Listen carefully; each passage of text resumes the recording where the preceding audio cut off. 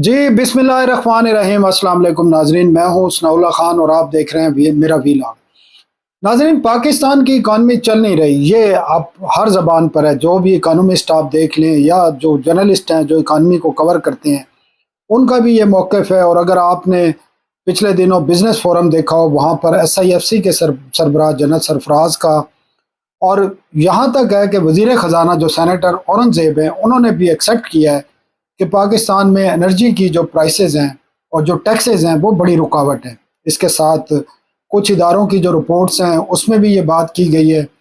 अब इस पे पाकिस्तान क्या चाहता है? वज़ीर आज़म पाकिस्तान ने davos में आईएमएफ की मैनेजिंग डायरेक्टर से एक मुलाकात की और उस मुलाकात में ये बताया जा रहा है कि उन्होंने रिक्वेस्ट की आईएमएफ से, क्योंकि पाकिस्तान आईएमएफ के प्रोग्राम में है, 3 साल का प्रोग्राम है, 2027 तक चलना है। और आपको पता है आईएमएफ के प्रोग्राम में कुछ शराइत होती हैं और जो भी आपने डिसीजन करने हैं आईएमएफ से उसको वेट कराना पड़ता है। और आईएमएफ की जो शराइत हैं, बेंचमार्क हैं, अगर वह पूरी ना हो तो उन पर भी वेवर लेना पड़ता है। अब हुकूमत ने ये रिक्वेस्ट किया आईएमएफ से कि उन्हें एक रिलीफ दिया जाए, कुछ शराइत में नरमी की जाए और इकानमी को ग्रोथ बेस बनाया जाए। और जो माजी में गलतियाँ की गई थी, अब उनसे उनसे सबक सीखने का जो है वो आपको लगता है कि वक्त आ गया है। और बिल्कुल सही पॉलिसी है कि आपकी ग्रोथ होगी, आपकी एम्प्लॉयमेंट होगी, आपकी गुर्बत कम होगी, आपका रेवेन्यू भी बढ़ेगा। यही एक तरीका है, सारी दुनिया में और इकानमी में यही तरीका कार इख्तियार किया जाता है। उसमें करने क्या जा रहे हैं, रिक्वेस्ट क्या करने हैं और आईएमएफ का क्या जवाब है, इस पर हम तफसीली बात करेंगे। हमजा फारूक हबीब हमारे साथ हैं, इकोनॉमिस्ट हैं, इकानमी को बड़े अरसे से कवर कर रहे हैं। हमजा, बहुत शुक्रिया। Thank you. हमजा, आप क्या समझते हैं कि पाकिस्तान की जो इकानमी चल रही है, ख़ासकर आप या तो पीटीआई का दौर देख लें या 2022 के बाद जो पीटीआई का दौर था वो बड़ा मुश्किल था। आईएमएफ की जो रिफॉर्म्स थी, कुछ आईएमएफ ने की, कुछ पीडीएम की हुकूमत ने की। उसमें एनर्जी प्राइसेस हैं, आपको पता है कि गैस की कीमतों में 1000% से ज़्यादा इजाफा हुआ। बिजली की प्राइसेस एक बहुत बड़ा मसला है। इसके अलावा टैक्सेस में हम दुनिया में शायद नंबर 1 पे चले गए हैं, इतने हैवी टैक्सेस हैं। और अब तो हुकूमत और इदारे खुद तस्लीम कर रहे हैं कि भाई पाकिस्तान में जो ये सिस्टम है ये चल नहीं सकता, इससे इकानमी चल नहीं सकती। और उसका नतीजा ये निकला है कि आपकी पॉवर्टी बाज जो आज़ाद फिगर कह रहे हैं वो 45% से बढ़ गई है। अनएम्प्लॉयमेंट कहते हैं कि जी वो 20-22 साल की रिकॉर्ड सतह पर है। इस तरह आपकी इंडस्ट्री बंद हो रही है, इस तरह आपका जो ब्रेन ड्रेन हो रहा है वो टैक्सेस की वजह से। खाली ब्रेन ड्रेन नहीं हो रहा, जो मल्टीनेशनल कंपनी है वो छोड़ छोड़ के पाकिस्तान, और आबादी रीजन में सबसे ज्यादा हाई रेट है। तो इस सारी सूरत हाल में किस तरह निपटा जाएगा और आप क्या समझते हैं इकानमी में क्या बुनियादी तब्दीलियां करने की ज़रूरत है, टैक्सेस में क्या ज़रूरत है? और जो हुकूमत आईएमएफ के पास गई है एक प्लान लेकर, जो यकीनन आईएमएफ का जब रिव्यू होगा तो फरवरी में, तो उस वक्त उस पर गौर किया जाएगा। तो किस तरीके से इकानमी को चलाया जा सकता है? देखिए, एक तो बात ये है कि ये कहना कि गवर्नमेंट के पास कोई प्लान है, ये मेरा नहीं ख्याल कि गवर्नमेंट के पास कोई प्लान है। गवर्नमेंट वही कर रही है जो उसे आईएमएफ ने कहा है। और आईएमएफ का देखें, आईएमएफ का जो मेजर कंसर्न होता है ये होता है कि आपकी बैलेंस शीट में आपके पास इतने आपकी जो फाइनेंशियल पोजीशन हो इतनी फ्रेजाइल ना हो। आप जो आपके पास इतना पैसे होने चाहिए कि आप डिफ़ॉल्ट ना करें।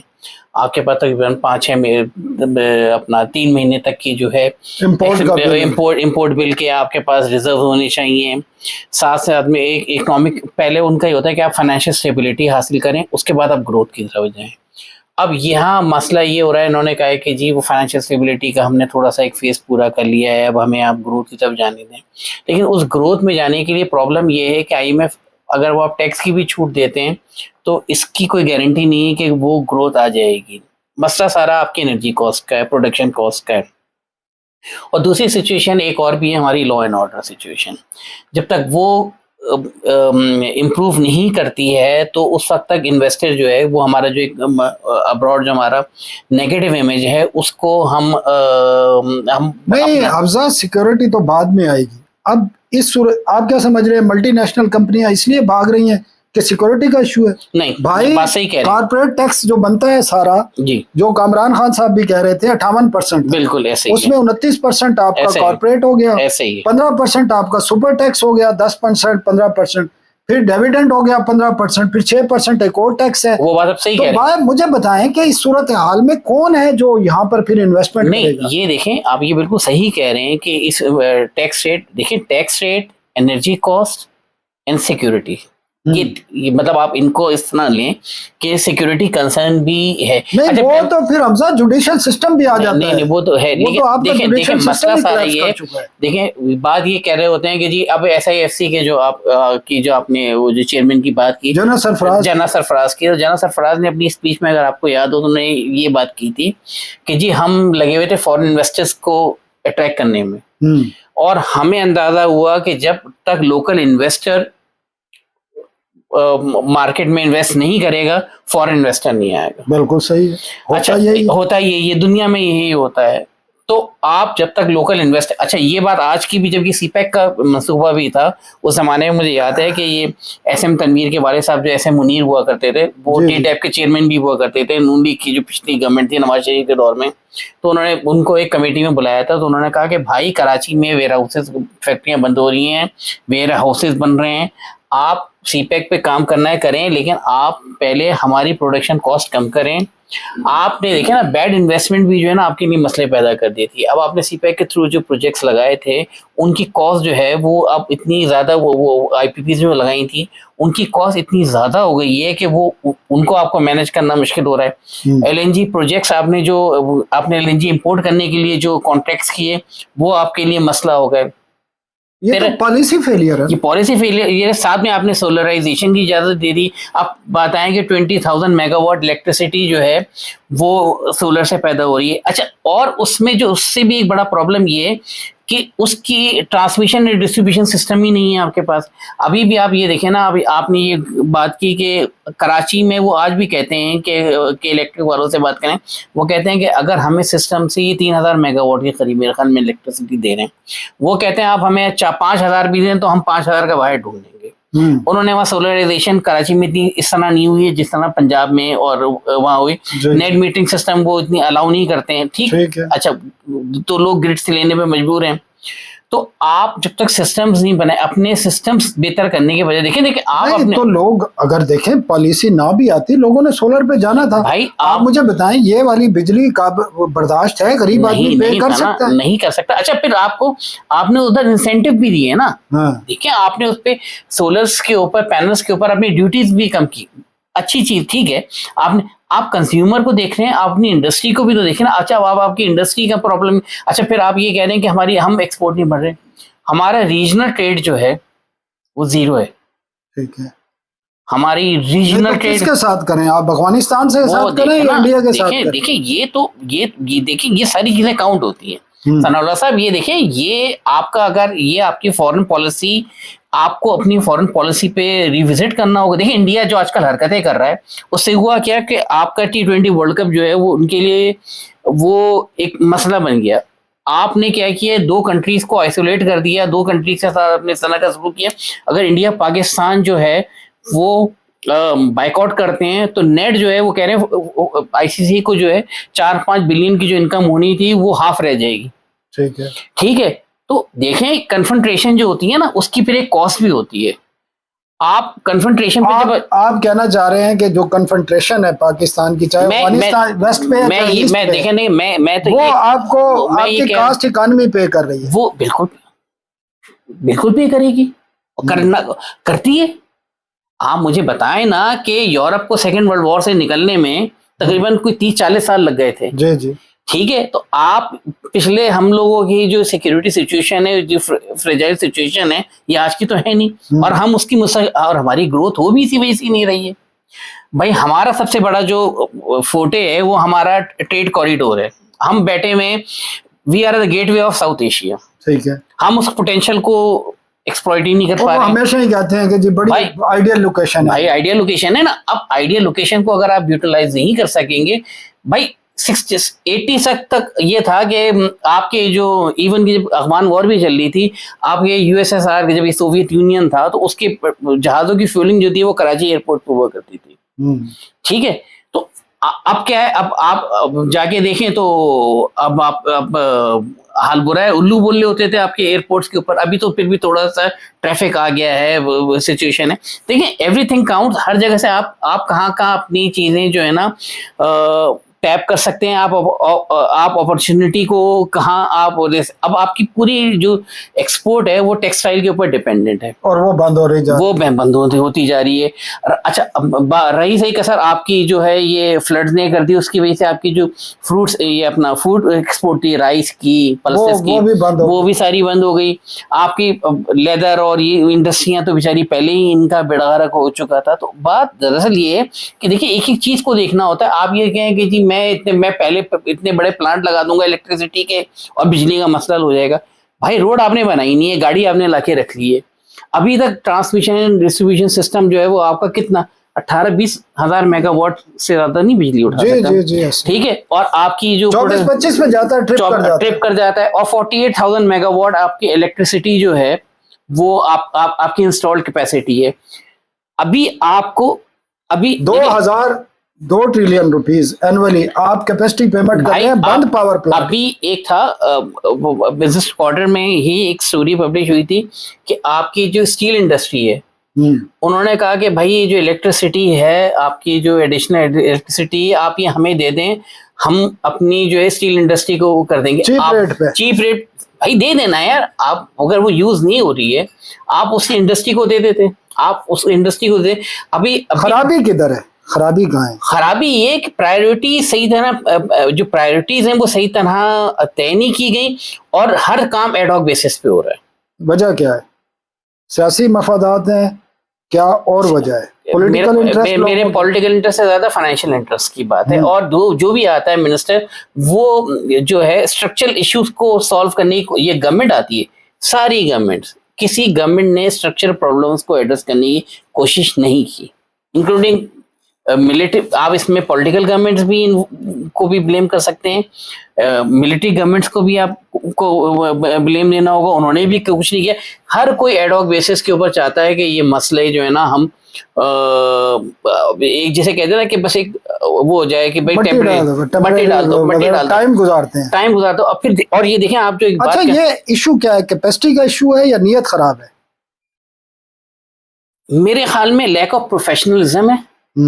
नियत का ज्यादा ये है कि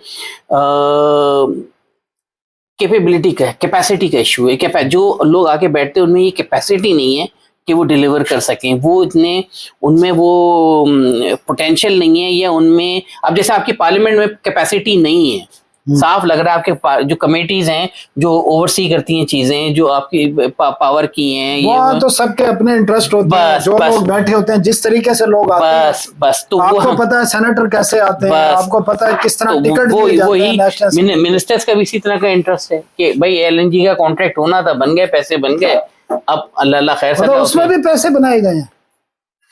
मतलब ये तो भाई लोग तो कहते हैं कि बनाए गए थे भाई, जब शायद काका ने डील की थी तो कहते हैं कि मतलब उसमें कुछ हुआ था। देखिए लेकिन ये सारी बातें ना स्पेकुलेटिव हैं, मैं कोई ये ना उन्हें कंफर्म करूंगा ना उन्हें डिनाई करूंगा। लेकिन देखें स्पेकुलेटिव किस लिए होती है? इसलिए होती हैं कि आप एक ला रहे हैं उन पावर प्लांट के लिए जो बंद पड़े हैं, उनके लिए एलएनजी ला रहे हैं, और ला भी रहे हैं किस प्राइस पर, और दे के अब मजबूरन उस वक्त पाकिस्तान की आवाम को वो अच्छा लेकिन ये देखें कि उस वक्त तक आप ये देखें जब तक पीटीआई की गवर्नमेंट थी, आप कार्गोस के लिए डेस्परेट होते थे।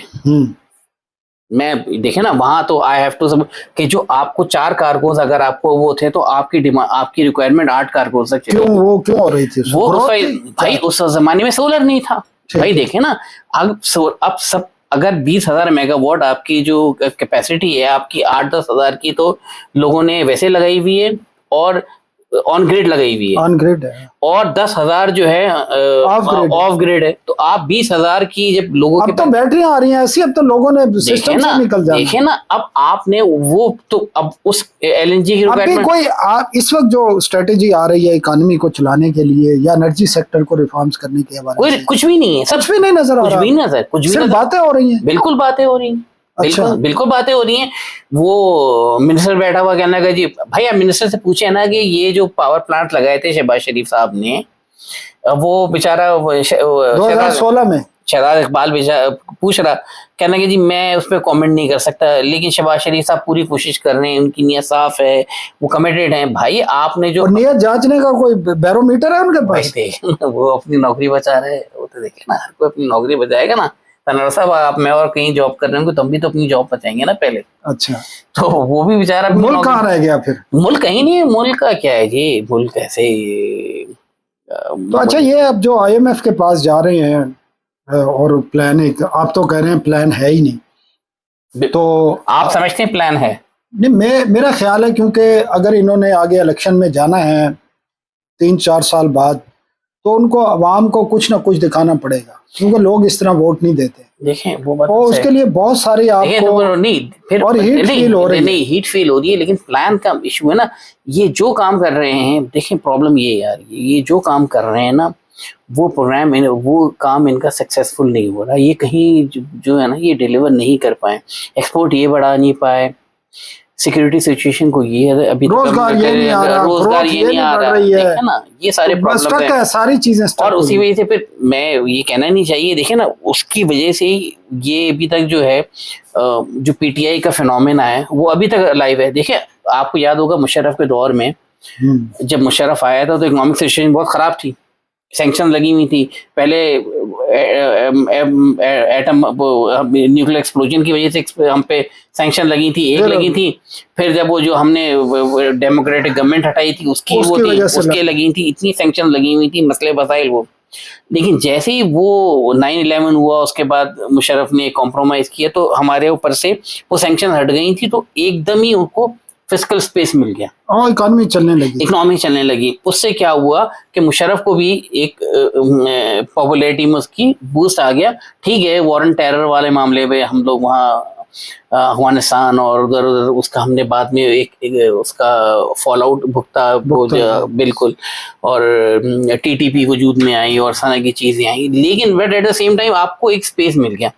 अभी तो आपके पास कोई स्पेस ही नहीं, आप अभी तो आपके पास स्पेस ही नहीं है। अब IMF भी नहीं देता भाई। देखिए IMF, देखे ना, IMF ये कह रहा है कि भाई आपने 6 महीने का 3 महीने का आपने इंपोर्ट के बराबर रखते हैं, आपने जो है 6 अरब डॉलर जो है वो आपके फॉरेन रिजर्व में, चाइना और 6 मेरे में 6 कितने वो सऊदी अरब और उनके जो चाइना के, आप वो पैसे पड़े हुए, तो भाई आपके अपने रिजर्व्स कितने।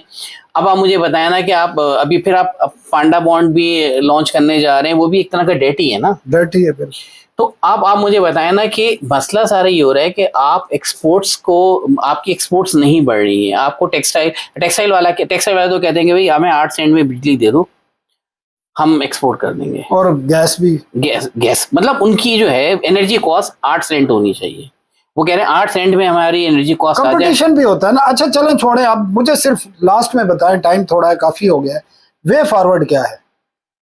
देखिए वे फॉरवर्ड तो बेसिकली ये है कि आपको एक तो स्ट्रक्चर प्रॉब्लम्स को एड्रेस करना होगा, जैसे आपकी जो एनर्जी, फौरी तौर पर क्या हो सकता है? देखें फौरी तौर पे तो ये है कि आप अपने स्ट्रक्चर प्रॉब्लम्स की एनर्जी, अपने ट्रांसमिशन डिस्ट्रीब्यूशन सिस्टम को बेहतर करें। वो तो बड़ा लंबा टाइम है, तो कोई शॉर्ट टर्म सोल्यूशन कोई नहीं। मतलब आपके मुताबिक हमजा फारूक हबीब साहब के मुताबिक इकानमी को बड़ा समझते हैं कि कोई प्लान नहीं है इनके पास, कोई इनके पास रास्ता नहीं है, और कोई शॉर्ट रास्ता नहीं है कि कोई फाइनेंशियल स्पेस इनके पास हो या IMF से कोई प्लान लेके आए। अनटिल एंड अनलेस अगर कोई इनको रिकोडेक में या कहीं कोई बड़ी US इन्वेस्टमेंट आ जाती है तो उनको थोड़ा सा उसका भी देखें, उसका भी ये होगा, उससे ग्रोथ किस तरह नहीं, ग्रोथ नहीं होगी, इनको थोड़ा सा इंडस्ट्री को इंसेंटिव देने की पोजीशन में आ जाएंगे, मतलब आप सब्सिडाइज कर देंगे, आप अपनी एनर्जी कॉस्ट को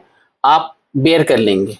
हमजा साहब ने थोड़ा सा यू टर्न लिया और एक डाल दिया है कि जो पाकिस्तान के जो एसेट्स हैं, मिनरल एसेट्स हैं, अगर उनमें जिस तरह की बातें की जा रही हैं, अगर कोई इन्वेस्टमेंट आ जाती है, बड़ी इन्वेस्टमेंट बिलियंस ऑफ डॉलर्स की, तो फिर होपफुल है कि पाकिस्तान की जो इंडस्ट्री है, पाकिस्तान की जो आवाम है, पाकिस्तान का जो तनख्वाहदार तबका है, पाकिस्तान का जो बाकी आम पब्लिक है, उनके लिए कोई रिलीफ आ सकता है, टैक्स में रिलीफ आ सकता है, और एनर्जी कॉस्ट हमारी कम हो सकती है। लेकिन ये भी अभी आपको बजट का इंतजार करना पड़ेगा, बजट से कबल कोई रिलीफ नहीं है। ये जाके फरवरी में के एंड में आपका IMF का रिव्यू होना है, वहाँ पाकिस्तान की जो प्रपोजल्स हैं वो डिस्कस होनी है, और वो अगर पास हो जाती हैं तो फिर बजट मेकिंग होनी है, और जून में जाके आपका जो तनख्वाहदार तबका है, आपकी जो इंडस्ट्री है, आपका जो कॉरपोरेट सेक्टर है, आपका जो एनर्जीज आपका जो सेक्टर है, वहाँ पर थोड़ा बहुत रिलीफ के लिए बात हो सकती है। फिलहाल फौरी तौर पर कोई रिलीफ नहीं है, और जो इकानमी को चलाने की ग्रोथ की बातें हैं वो सिर्फ हवाओं में है। हमजा साहब की भी ये राय है, मेरी भी ये राय है। नए प्रोग्राम के लिए कल तक इंतज़ार कीजिए। इजाज़त दीजिए। अल्लाह हाफ़िज़।